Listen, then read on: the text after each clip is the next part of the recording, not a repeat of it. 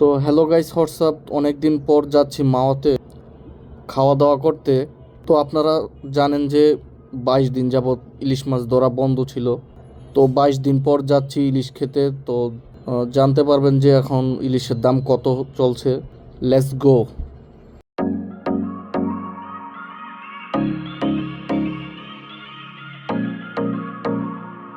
Guys. তো আমরা মাওয়াতে পৌঁছে গেছি। তো আস্তে আস্তে প্রায় 6টা বেজে গেছে। তো 1 ঘন্টা লেগেছে আমাদের আসা। তো আপনারা দেখতে পাচ্ছেন যে ইলিশ আকৃত এই যে রেস্টুরেন্টটা। তো আমরা চললাম এখন ঘাটে।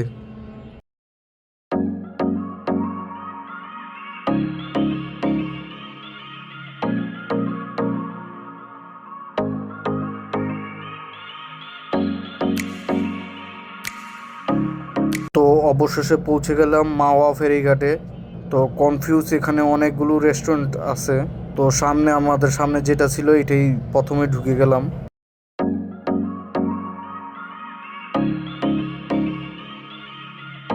হোটেলে ঢুকার পরপরই দেখলাম ইলিশ বেচা কিনা চলতেছে। তো আমরাও ইলিশ কেনার জন্য চলে গেলাম। হোটেলটির নাম চাপ সামলা হোটেল অ্যান্ড রেস্তোরাঁ।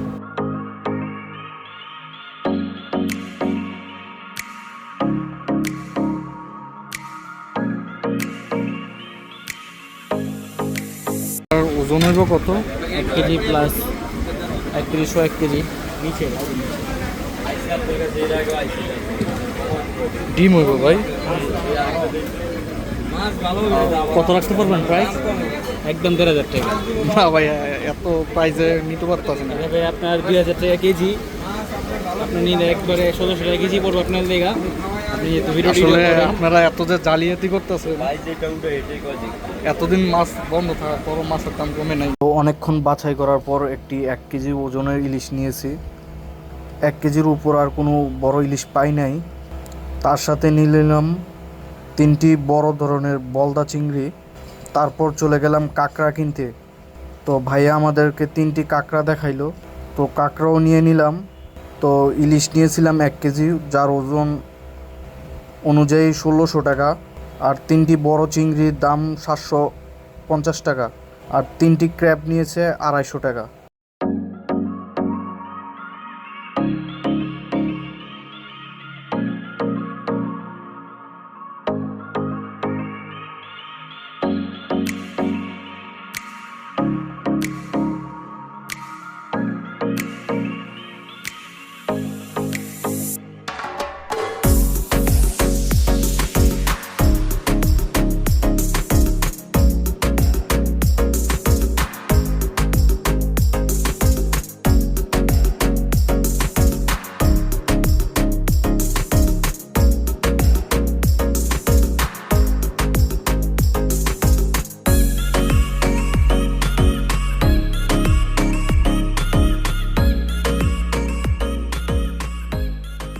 তো এখন ইলিশ মাছ আর বেগুন ভাজি মশলার সাথে মাখামাখি চলতেছে। ভাইয়া ভালোভাবে মশলাটা মেরিনেট করা হইতেছে। এবার চলে যাবে সরিষার তেল। সরিষার তেলে ইলিশ মাছ খাওয়ার মজাইটা আলাদা। আর আমাদের যেই কাঁকড়া আর চিংড়ি মাছ ছিল ওইগুলো ভুনা করার জন্য কিচেনে চলে গেল।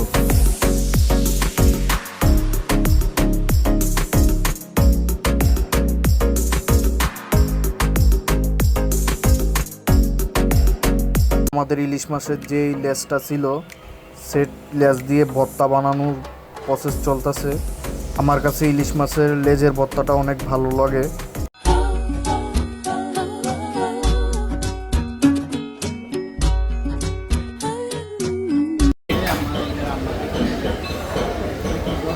ধৈর্যর সফল শেষ ভাই, অনেকক্ষণ ধৈর্য করছি। তো এখন আমাদের খানা এসে পড়ছে।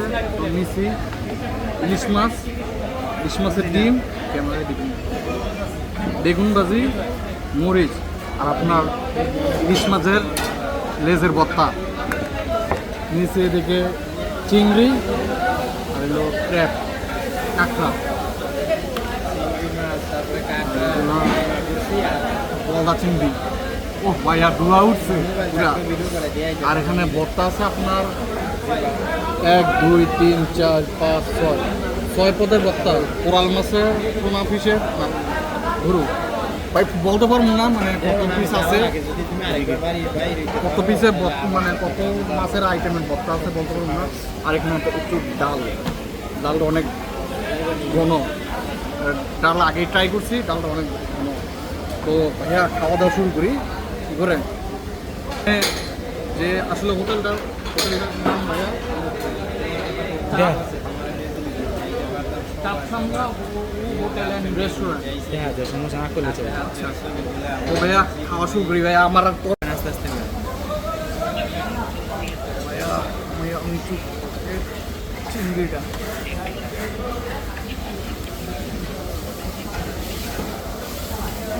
চিংড়ি ভুনা আর হলো ক্র্যাব কাঁকড়া মানে বাইঙ্গেলে সেই কাঁকড়াটা আর ইলিশ মাছ। ভাই আমার টস হইতেছে না, আমি আগে একটা ইলিশ মাছের কামড় দিয়ে নিব।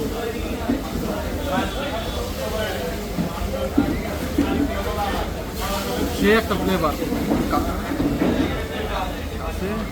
কাছে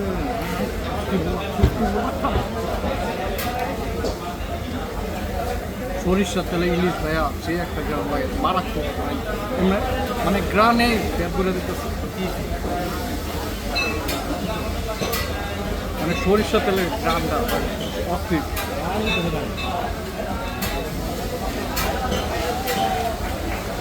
মাছের লেজের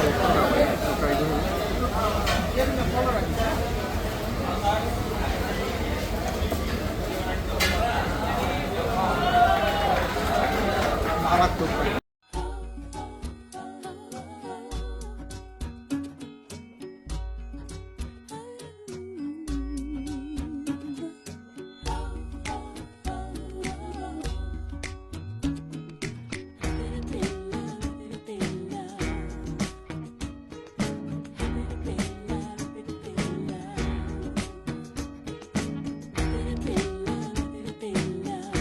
খাওয়া দাওয়া করে এখন আশেপাশে দোকানপাটগুলিতে ঘোরাঘুরি করতেছিলাম। আমাদের খাবারের বিল ৩,২৫০ টাকায় এসেছিল। তো আশেপাশে দোকানগুলো ছিল জমজমাট।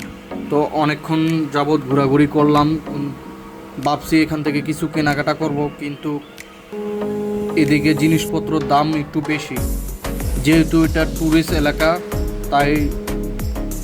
তাই জিনিসপত্রের দাম একটু বেশি। তারপর ঘোরাঘুরি করার পর গরম গরম চা খেতে বসে পড়লাম। চাটা অত্যন্ত ভালো ছিল। তো চা খেয়ে বাড়ির দিকে রওনা হলাম। এই ছিল আমাদের মাওয়া সফর। Thank you so much, subscribe my channel.